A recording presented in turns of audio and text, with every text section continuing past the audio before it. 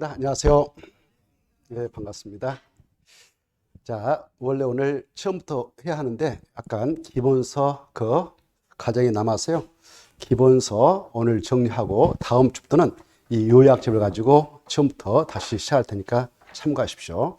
그리고 오늘 처음으로 오신 분이 계신다고 했는데 오늘은 이거 가지고 수업을 들어도 됩니다. 알겠죠? 자, 그러면 기본서는 228쪽 도시개발법, 그리고 요약집은 93쪽을 볼 테니까요. 참고하십시오. 준비됐나요? 자, 그래, 처음으로 오신 분들은 다음 주부터 이제 이 요약집 가지고 처음부터 끝까지 쭉 정리를 할 테니까 참고하십시오.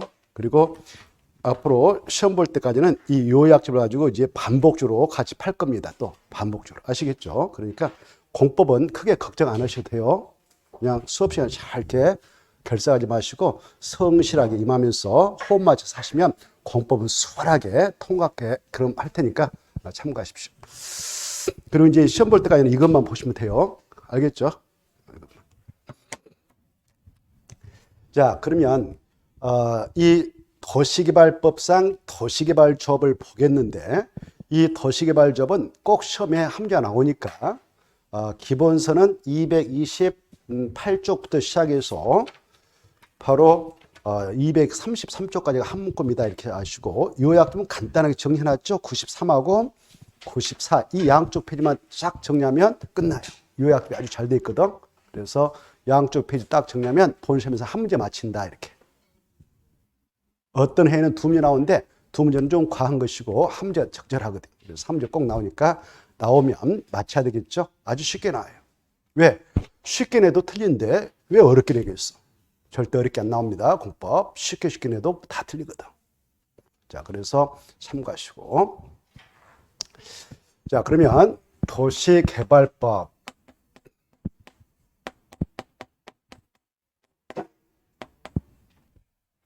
도시개발법상 도시개발 사업을 할 때요.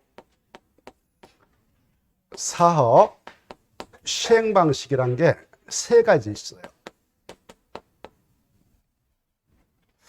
이렇게 도시개발구역을 지정했다. 아직 개발되어 있지 않은 땅인 뭐 전이다, 답이다, 야산 임야다, 도로가 있다,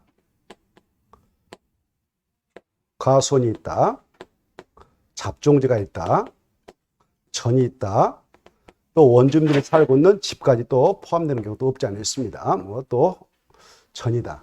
이렇게 주로 개발되어 있지 않는 땅을 대상으로 해서 바로 도시개발을 하기 위해서 이 구역을 지정하죠. 도시개발구역.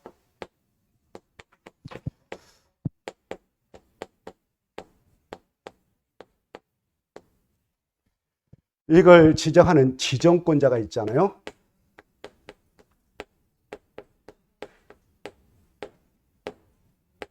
지정권자 아셔야 되죠.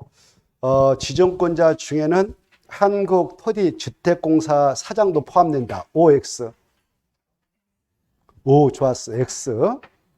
그러면 이 북구청장도 지정권자에 포함된다. OX. 오, 좋았어요. 공부를 열심히 하셨네요. 자, 그래야 지정권자는 이미 우리가 정리한 바 있는데 잘 들어보셔. 시도사하고 대도시하고 국토교통부 장관만 지정권자다 그랬어요. 알겠죠? 자, 지정권자. 이 지정권자가요, 이 구역을 지정할 때 미리 이 안에서 이렇게 사업하겠다라는 개발계획을 수립해서 개발계획 수립을 통해서 이 안에 사업장에서는 누가 들어가서 사업하고 시행 방식은 무슨 방식을 정해서 하고 이런 내용을 개발계획 짤 때 개발계획 내용에다 집어넣죠. 이때 시행 방식이라고 하는 거 종류가 몇 가지가 있나요? 도시발사업 시행 방식. 오케이. 그래, 이 안에 있는 땅을 시행자 보상처리해서 싹 넘겨받아서 하는 수용 사용 방식.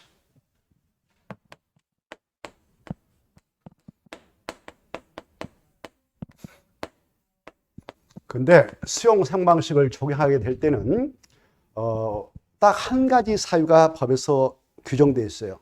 그 적을 보다 계획적이고 체계적으로 이렇게 개발해서 나갈 때 집단적으로 할 때만 수용 방식을 인정합니다. 그래서 큰 신도시 만들 때만. 나중에 혁신도시 뭐 세종시 있는데 그런 데가 바로 집단적 조성과 공급을 해서 도시를 만들어 가고 있죠. 그럴 때만 수용 상방식이 인정되고요. 그렇지 않으면 대부분 개발에서 원 주인한테 다시 주는 환지 방식 가지고 하는 거예요. 알죠? 그래서 환지 방식도 있다. 환지 방식은 바꿔줄 땅 지자, 개발해서 원주인한테 주는 것이죠. 구역증은 딱 해가지고 땅 받아서 집 지세해서 주는 것이 환지 방식입니다. 자, 그리고 두 가지를 섞어서 하는 혼용 방식이 있는데요. 이때 이 환지 방식을 적용해서 사업을 한다. 그럴 때는 주로 이 도시개발 사업 시행자가 될 수 있는 자가 이 도시개발법에 12명이 규정되어 있어요. 이 자 중에 하나를 개발 결정하는 지정권자가 특정해서 시행자를 보내서라고 하고 있거든요. 시행자. 이때 환지 방식을 가지고 사업할 때 누가 이 안에 있는 그 복잡한 관리를 원활하게 조정하면서 사업을 진행할 수 있냐? 지네들이 할 수 있는 거예요. 지네들이 토지 소유자죠. 그래서 이 도시개발구역 전부를 환지 방식으로 진행해 나갈 때에는 일반적으로 여기에 있는 토지 소유자가 만든 조합을 시행자로 보내는 것이 일반적입니다. 그래서 이 조합이라고 하는 것, 지금 공부하고자 하는 이 조합은 이 구역 안에서 무슨 방식을 가지고 사업할 때만 만드는 조직이냐 이거 하셔야 돼요. 환지 방식 이것부터 딱 하셔야 돼요. 무슨 방식? 환지 방식 이것부터 딱 전제하고 들어가는 거예요. 수용 상방식을 가지고 사업한다 그러면 조합이라는 조직은 만들지 않아요. 알겠죠? 그거 아셔야 돼. 수용 상방식을 가지고 사업할 때는 누구는 시행자가 절대 될 수 없느냐? 조합. 이거 딱 머리에 꽂혀 있어야 돼요. 그래, 이 조합을 만들 때에 누가 만드냐? 이 도시개발구역 안에 있는 토지 소유자 만드는 거예요. 토지 소유자. 누가 만든다고요? 토지 소유자. 건축물 소유자 땡. 지상권자 땡. 잘 하셔야 돼. 누가 만든다고요? 토지 소유자들이 이렇게 하셔. 토지 소유자. 뭐 하려고? 도시개발 사업하기 위해서 이렇게. 그래, 그러면 이 지금 공부하고자 하는 이 조합을 도시개발 사업자, 도시개발자 이렇게 하고 약정으로 조합을 합니다. 이 조합을 설립할 때 절차가 되냐 그걸 보려고 합니다. 지금 이 조합은 어떠한 절차를 거쳐서 설립하는 거야? 설립 절차.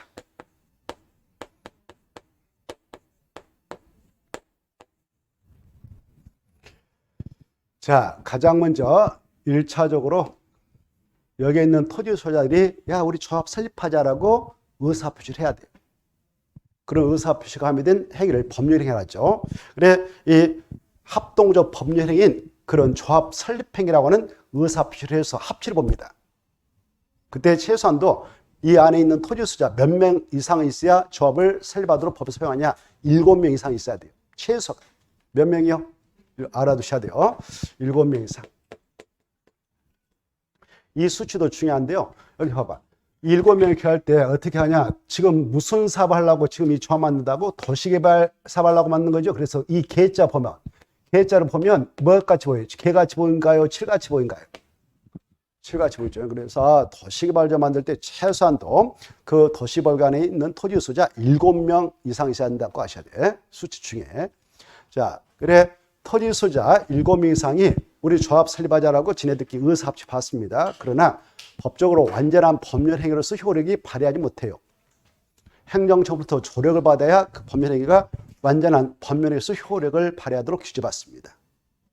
그래서 야 너네들끼리 이렇게 합쳐했더라도 의사표시해서 합치를 받더라도 이 구역을 지냈던 지정권자인 행정처한테 가서 바로 결재를 받아라 이렇게 하고 있어요. 그 결재를 받는 것이 인가 설립인가 뭐라고요? 설립인가. 그래서 자 가장 먼저 설립인가를 신청해 가지고요. 설립인가를 받아라 이렇게 하고 있어요. 이거 받지 못하면 꽝일 거야. 저 못 만들죠. 이때 설립인가는 누가 내주냐? 이 구역을 지정했던 지정권자 이렇게. 이것도 아셔야 돼요. 지정권자. 거기 다 나와 있죠. 그래 설립인가 신청할 때에 인가 신청서 작성해서 지정권자 찾아갈 때 최소한 여기에 있는 토지 소유자 7명 이상 이렇게 냅니다. 7명 이상. 이때 설립인가 신청할 때는 우리 조합 설립해서 이렇게 운영할래요라는 약관이 정관을 만들어서 되는 거예요. 정관. 뭘 넣는다고요? 정관. 정관 처음부터 되고요.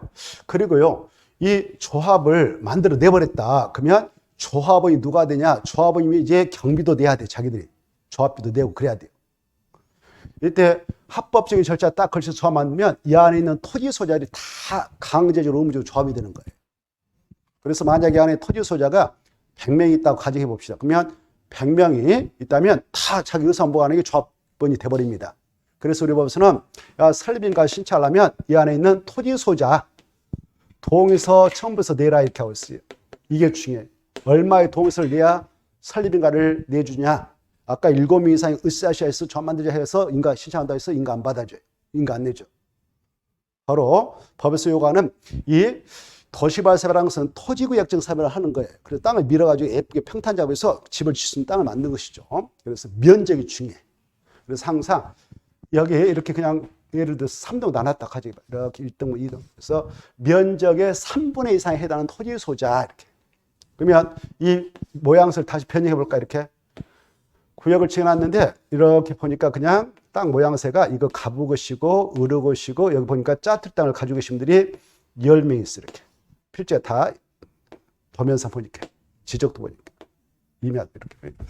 그래서 이거 A 거, 뭐 B 거, C 거, D 거, 이 5형제가 가지고 있고 지분을 5분의 1씩 이렇게.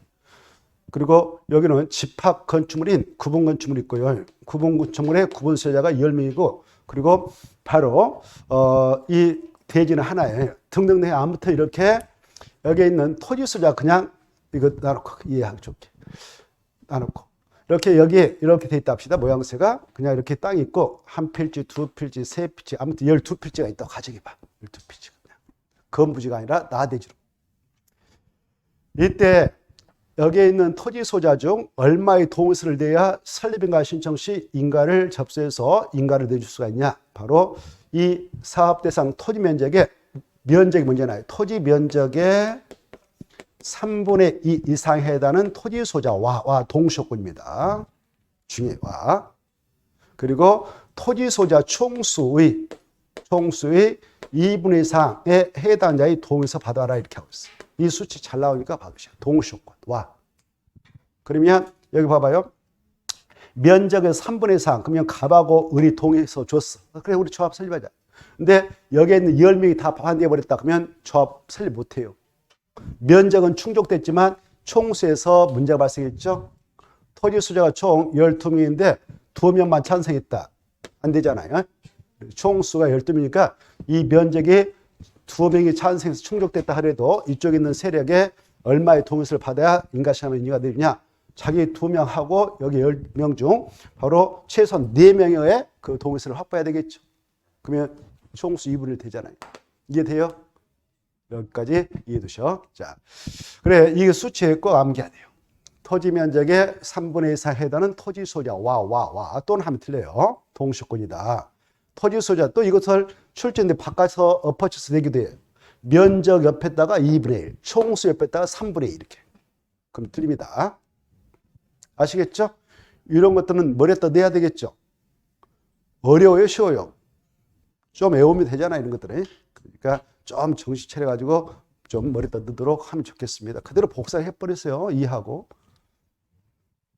자, 그래 이제 이걸 요구하니까 동의서 확보해서 냈어. 냈더니만 인가권자가 설립인가 내줬어요. 설립인가 내줬다 그러면 바로 조합은 성립되잖아요.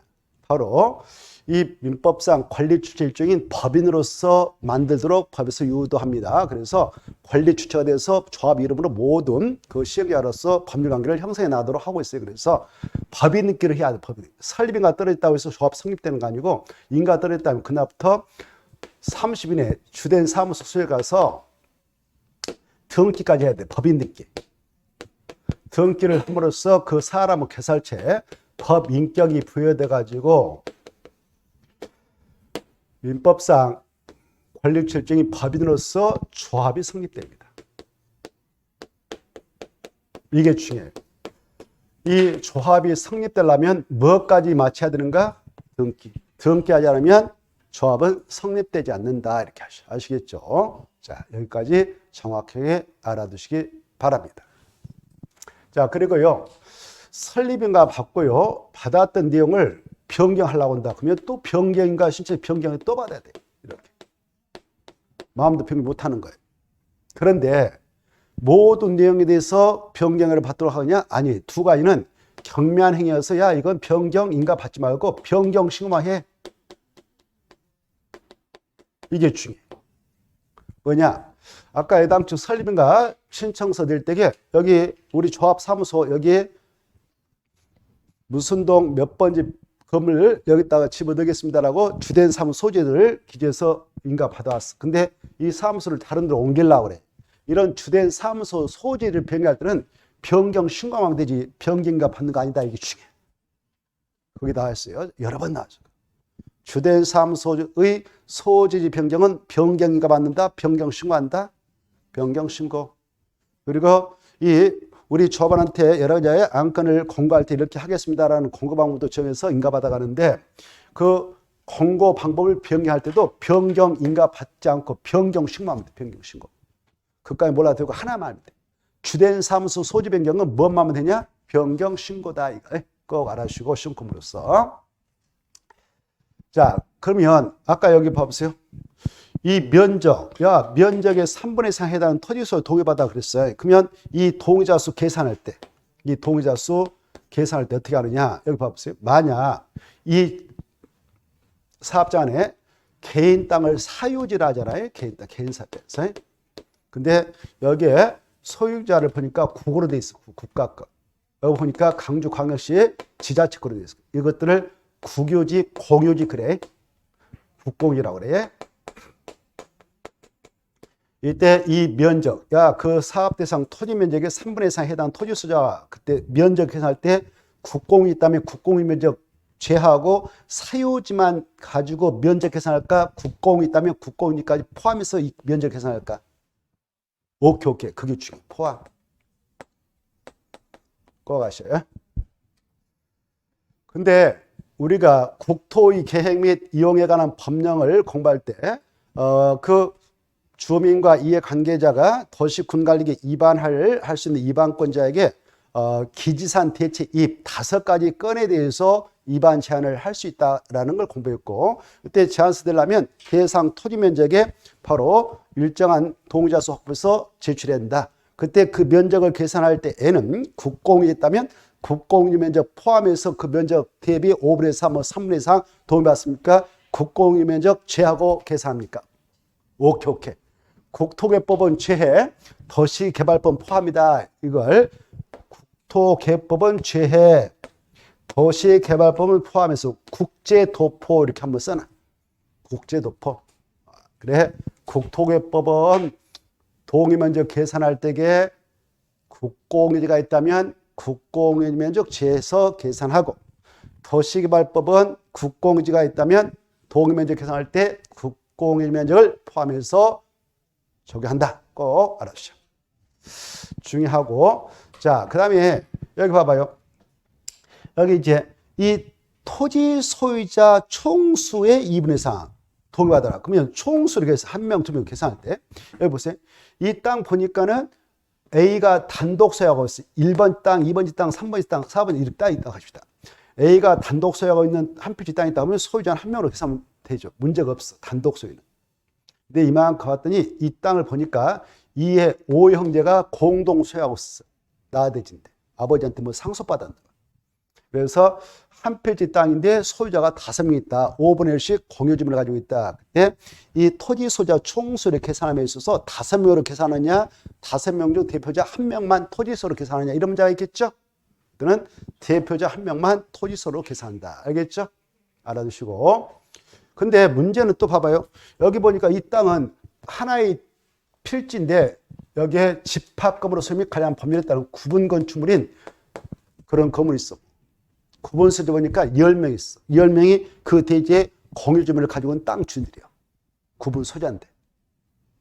구분 소유자들도 구분 소유자가 땅에 대한 지분을 10분의 1 가지고 있는데 지분을 그때 대표자 1명만 토지 소유자 총수 계산할 때 1명을 계산할까? 구분 소유자는 구분 소유자별로 각각 토지 소유자 1명으로 인정해 줄까? 이런 문제가 있겠죠.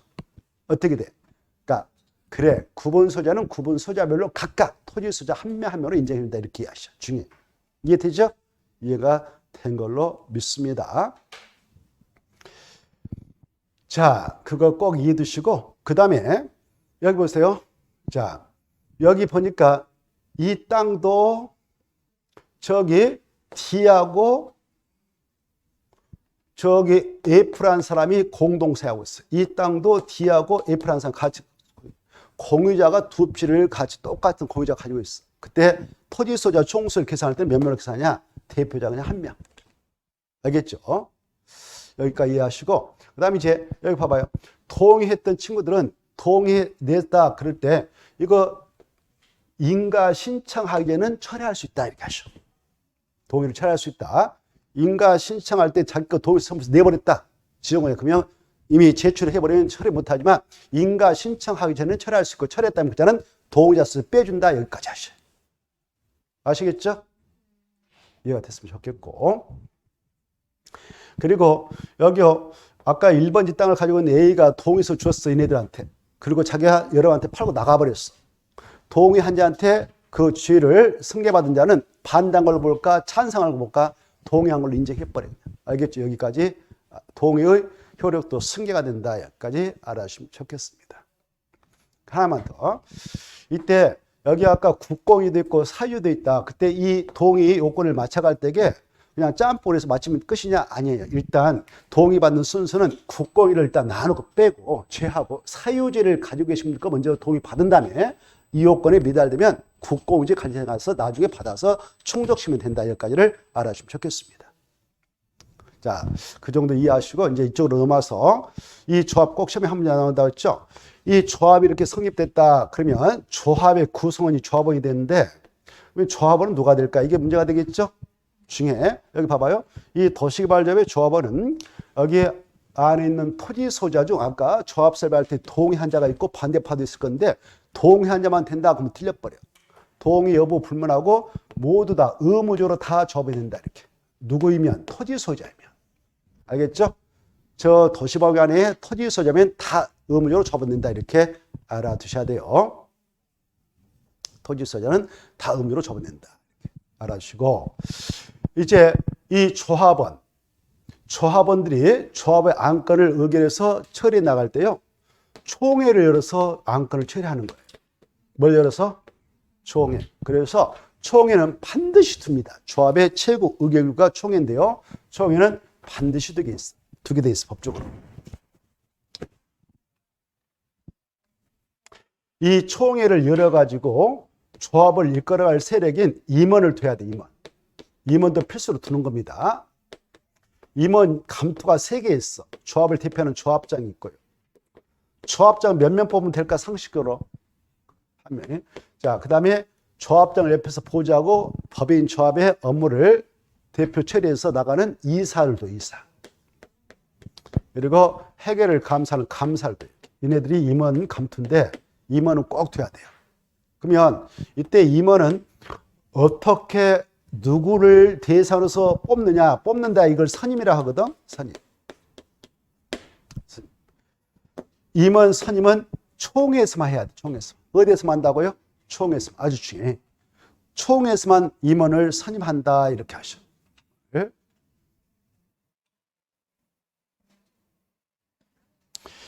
그러면 누구 중에서 이 임원을 선임하냐? 여기 봐봐요. 조합원 중에서 선임하는 거예요. 조합원 중에서. 아까 조합원 누구라고 했습니까? 토지 소유라고 했죠? 토지 소유자인 조합원 중에서 총회 열어서 바로 조합원을 대상으로 이 임원을 선임합니다. 근데 조합원이라고 해서 무조건 다 임원이 된다? 이건 또 아니에요. 임원의 결격 사유가 있어. 뭐가 있다고요? 결격 사유. 예컨대 여기 토지 소유자인데 여기요. 아까 1번지 땅을 가지고 계신 분이 A였어. 근데 토지 소유자예요. 알고 봤더니 딱 야 오늘 임원 선출하니까 서류 내라 그랬는데 내서 보니까 바로 한 살로 돼 있어. 소유자가. 임원으로 뽑아놓으면 되겠어 안 되겠어? 누워있는데 날마다 와서. 일 안 되죠. 그래서 이런 미성년자 또 문제아인 민법상 제한 능력자인 피성년 후견인 피한전 후견인 이네들은 임원이 될 수 없도록 결격사로 규정을 해놓고 있어요. 그래서 미성년자는 안 된다. 피성년 후견이 안 된다. 피한전 후견이 안 된다. 파산 선고받고 복권되지 않는 자. 안 된다. 또 금고상의 형을 선고받고 그 집행이 끝나고 면제되고 2년이 지나지 않는 자. 그리고 금고상의 집행유예 선고를 받고 집행유예 기간 중에 있는 자. 이 자들은 임원이 될 수 없다. 결격사유다. 이걸 약적으로 미피피 파급 외우셔야 돼. 미피피 파급. 그거 써놨어 다. 미피피 파급에서 다 연상돼야 돼. 그래야 문제를 해결할 수 있어요. 미피피 파급. 있죠? 있죠. 미피피 파급. 미피피 파급. 그래 역으로 해석할 줄 아대. 파산송받고 복권된 자는 임원이 될 수 있어. 정상으로 돌아왔으니까. 그리고 금고상 형을 선고받고 그 집행이 끝나고 면제되고 2년이 지나지 않는 자는 될 수 없지만 2년 지난 자는 될 수 있다. 이것도 아시고. 집행유예 기간 중에 있으면 안 되지만 집행유예 기간이 끝나면 될 수 있다. 이렇게 거기까지 이해해 두셔야 돼. 이제 금방 언급했던 얘네들 봐보세요. 얘네들은 뭐가 될 수 없다고 그랬어요? 임원이 될 수 없다고 그랬어요. 조합원이 될 수 없다고 하면 틀려버려요. 얘네들은 조합원이 될 수 없다 이렇게 나와서 틀려요. 조합원은 당연히 토지수면 다 된다고. 강제. 뭐가 될 수 없다고? 임원. 꼭 아셔요. 좋습니다. 여기까지 이해해 두시고. 그래 결격사유자가 아닌 자 중에서 바로 임원을 선임합니다. 근데 여기 봐보세요. 아까 2에 5 형제가 있는데 지분을 가지고 계신 5명 있었어. 5분의씩 가지고 있어. 다 토지 소유자니까 조합은 지인을 줘요. 근데 그네들 5형제 와서 내가 조합장, 내가 이사 막, 내가 또 감사해 먹겠다 막 출마해버렸어. 결격사유 아니가지고. 그때 그네들 다 나섰으냐? No. 바로 우리 법에서는요. 야, 공동 소유로 돼 있는 땅의 소유자들은 조합원 지인은 주지만 의결권 행사할 때 조합총회 여러 가지 이렇게 이런 사람 뽑을 때 의결권을 가져야만이 출마도 할 수 있거든요. 그때 의결권 하나만 줘. 대표 공유자에게. 그래서 의결권을 가지고 있는 조합원으로서 결격사유에 해당하지 않으면 안 해야만 임원이 될 수 있도록 규정합니다. 여기까지 하셔야 돼요. 이해되죠? 자, 조합원이라고 해서 다 의결권 주는 거 아니에요. 공동 소유에 있는 땅은 대표 공유자 하나 보내주세요 해서 그분에게만 의결권 줍니다. 하나. 공동 소유는. 그래서 의결권을 가지고 있는 그런 토지 소유자인 조합원 중에서 결격사유에 해당하지 않는 자를 대상으로 해서 임원을 선임한다. 여기까지 알아주시면 좋겠어요. 그리고요, 이 조합원은 조합 구성원으로서 권리하고 의무를 함께 갖게 되는데요. 조합원이라면 이때 권리는 바로 여러 가지 안건을 의결하는 의결권을 행사하는 것을 권리라고 생각하면 돼. 근데 의무는 조합을 운영할 때 경비 들어갈까 안 들어갈까? 경비. 돈 들어가겠죠? 사무실 임대도 조합장 월급도 줘야 될 거 아닙니까? 이런 것도 경비라고 그래. 그래서 조합원이라면 경비 다 내야 돼. 의무상이에요. 그리고 권리로서 의결권을 행사하는데 아까 의결권 말씀드렸죠. 이때 의결권을 행사하게 될 때는 보유 토지 면적을 봐보세요. 가본 어마어마한 큰 땅을 가지고 있는 땅 주인이에요. 소유자, 토지.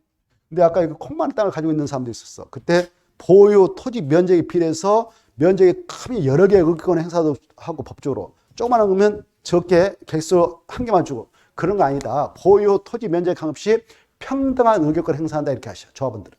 의결권을 가지고 있다면. 알겠죠? 다시 한번. 의결권을 갖고 있는 조합원은 보유 토지 면적에 비례해서 의결권을 행사한다. 보유 토지 면적과 상관없이 평등한 의결권을 행사한다. 평등한 이걸 체크해 두셔. 알겠죠? 그 다음에 이 경비를 조합 측에서 내라 해서 내게 하는 것을 부담금이라고 그래. 부담금을 내야 되는데 안 냈어. 그러면 연체로 나가요. 연체. 법적으로 연체를 부과해요.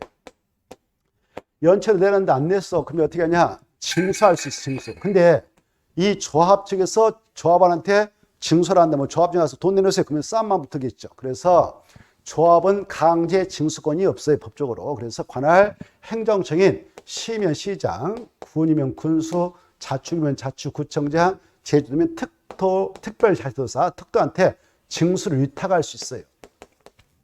위탁받았던 이네들이 강제 징수 절차를 걸쳐서 징수에다가 조합에다 갖다 줍니다. 그러면 공짜일까 수수료 좀 떼어줄까? 상식적으로. 떼어줘야 되겠죠? 100원을 징수에다 주면 4원 떼어줘라 이렇게 하고 그걸 바로 4% 위탁소로 떼어서 줍니다. 이렇게 4% 알아두셔야 돼요. 얼마 떼어준다고? 4% 수치 머리에다 넣어놓으세요. 자, 그 다음에 또 알아둘 거. 자, 이 조합, 아까 총회에서 여러 가지 안건을 의결할 때게요. 아까 여기 토지 소유자 중에서도 나대지의 경우 공동 소유자가 있다. 공유지분을 가지고. 그러면 대표 공유자 한 명이만 의결권을 줘요. 법적으로. 근데 아까 건부지로서 땅은 하나의 대지 한 필지인데 구분 건축물에 있어서 구분 소유자들이 있고 그래서 각각의 구분 소유자에게 토지 소유자의 지위를 하나하나 인정해 줬죠. 그래서 구분 소유자는 의결권을 행사할 때도 구분 소유자별로 각각 의결권을 하나 준다 이렇게 하셔. 여기까지 이해해 두시면 좋겠습니다. 이해가 된 걸로 믿고 그 다음에 이제 이 여기 봐보세요. 조합장, 이사, 감사란 자들. 이 조합장은요. 조합의 대표자예요. 그래서 조합 업무를 총괄하는 자입니다. 그리고 총회 열면 총회의장. 그리고 그 이사회 열면 대표이사니까 이사회 의장도 되시고요. 그리고 총회의 권한을 대행해 나가도록 하기 위해서 대원회를 둘 수가 있는데 대원회를 열게 되면 대원회 의장이 조합장입니다. 이사는 바로 이 법인의 이사, 조합이 법이라고 했잖아요. 이 이사도 조합의 업무와 관해서 어떤 법률행위 하면 법률행위는 법인의 대표로서 하니까 그 효과는 법인 조합에게 귀속됩니다. 그래서 조합장은 대표이사, 이사는 그냥 이사입니다. 얘네들은 법인의 다 대표자의 역할을 하는 거예요. 근데 조합장 이사 모든 안건에, 모든 건에 대해서 자기가 몸담고 있는 조합을 상대로 다 대표자의 역할을 하느냐? 아닙니다. 예컨대 이 조합장이 지금 갑이 되었다. 이사, 을이 되었다. 가정합시다. 그때 자기가 몸담고 있는 조합을 상대로 이 조합장이 바로 소송을 한다. 뭐 계약을 체한다. 그러면 자기 이익을 우선시해버리고 조합이익을 소홀히할 수가 있겠죠. 그래서 이 조합장 이사 자기가 몸담고 있는 조합을 상대로 소송과 계약을 체결하고자 할 때는 자기가 조합을 대표하지 못하고 감사가 조합을 대표하게 됐다. 이거 아셔야 돼요. 아주 중요해요. 다시 한번. 자, 감사가, 이사가 자기가 몸담고 있는 조합을 상대로 소송을 제기한다. 계약을 체결할 때는 조합장이 조합을 대표한다. 감사가 조합을 대표한다. 오케이, 좋았어요. 여기까지. 자, 중요합니다. 자, 그 다음에 만약 조합원 수가 엄청 많다. 막 몇백 명이 돼버린다. 크게 밀어가지고 하려고 할 때. 그래서 한 100여 명이 됐다 합시다. 그러면 이 총회에서 조합원 다 오셔요. 그래서 우리 체육관 하나 빌려가지고 거기서 토론해서 안건 처결합시다. 찬반 결정합시다. 그러면 비용도 많이 들어가고 시간도 많이 깨지겠죠. 그래서 총회의 권한을 대행할 수 있는 대원회를 둘 수가 있는 거예요. 법적으로. 대원회는 총회의 권한 대행이 있거든. 이 대원회는 의결권을 가지고 있는 조합원 수가 50명 이상이면 둘 수가 있다라고 되어 있어요. 의결권을 가지고 있는 조합원 수가 몇 명 이상 할 때? 50명 이상 할 때 둘 수 있다, 둬야 한다? 둘 수 있다고 하셔야 돼요. 한마디 한마디. 둬야 한다고 못 들려. 있다, 50명 둘 수 있다. 50명 둘 수 있다. 그러면 이제 대원회가 있는 조합이 있다 합시다. 그러면 대원회에서 안건을 의결했다 그러면 그 처리된 안건은 총회에서 의결해서 통과한 걸로 간주해서 조합원 따라가야 돼. 그 결과에. 그런데 총회의 권한을 총회에서 의결할 수 있는 그 모든 안건을 대원에서 처리할 수 있냐? 아니다. 조합원 전체 성원에 미치는 정도가 큰 것들은 조합원들이 다 보이는 총회에서만 의결을 해야 되지 대원에서는 안 된다라는 것이 5가지가 있어요. 이것은 오직 총회의 정권상이다라는 게 있습니다. 중에. 그건 대원에서는 할 수 없는 거예요. 하나가 뭐냐? 여기 조합을 운영하게 한 약관이 정관. 여기에 조합원의 권리가 다 담아져 있거든. 정관. 이 정관을 인가 신청해서 인가받은 정관이 확정된 정관들을 조합장이 정관들을 조합으로 운영합니다. 근데 그 정관을 변경하려고 그래. 정관을 변경한다. 이거 어마어마한 중요한 문제예요. 이것은 대원에서 안 돼. 반드시 총회에서만 의결해야 된다. 이렇게 하셔. 알겠죠? 그 다음에 두 번째, 이 조합 측에서 야 여기서 이렇게 개발하자라는 개발 계획을 실패. 그래서 이걸 의결하면 이 계획대로 이 개발이 진행됩니다. 이거 아주 중요한 계획이에요. 그래 개발 계획을 수립해서 안건을 바로 넣어가지고 안건을 넣어가지고 이걸 의결하려고 한다. 그래 이걸 의결할 때도 오직 총회에서만 해라 이렇게 하고 있어. 어디서만 한다고요? 총회. 중요해. 세 번째, 자 여기 임원, 조합 임원 여기요. 조합장, 이사, 감사, 선임 이것도 반드시 총회에서만 해라. 중요해. 조합임원 하면 3명을 생각해. 조합장 선임, 이사 선임, 감사 선임. 여기까지 이해하셔야 돼요. 이것도 오직 총회에서만 한다. 대원에서 안 된다. 네 번째. 이 환지 방식을 가지고 사업할 때에는요. 수행자인 조합이 환지를 해주기 위한 계획을 짜가지고 공사해서 개발한 다음에 다시 원주민한테 처분해주거든. 환지 처분하거든. 그때 환직을 작성해서 확정해야만이 공사 들어가고 공사 끝난 다음에 환청할 때 이 계획들만 하는데 이거 어마어마한 중요한 계획서예요. 환지 설계 배치도가 나오거든. 그래서 환지 계획을 작성해서 이것을 의계에서 확정할 때도 반드시 총회에서 해야 된다. 그 다음에 이제 조합의 운명을 결정하는 조합의 합병회사. 이것도 총회에서만 해라. 이렇게 하면서 대원에서 안 돼. 근데 이제 도시발사업을 조합이 시행돼서 싹 해가지고 환지 처분하고 청사금 주고받고 사서 사업 도움제 깨끗하게 끝내버렸어.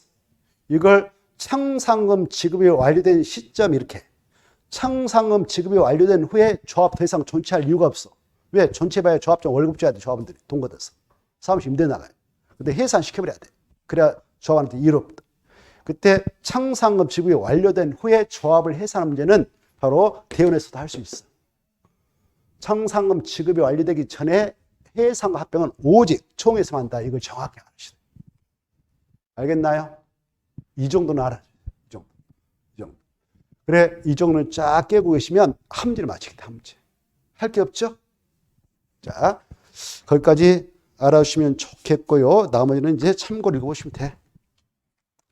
자, 그 다음에 이어서 보겠습니다.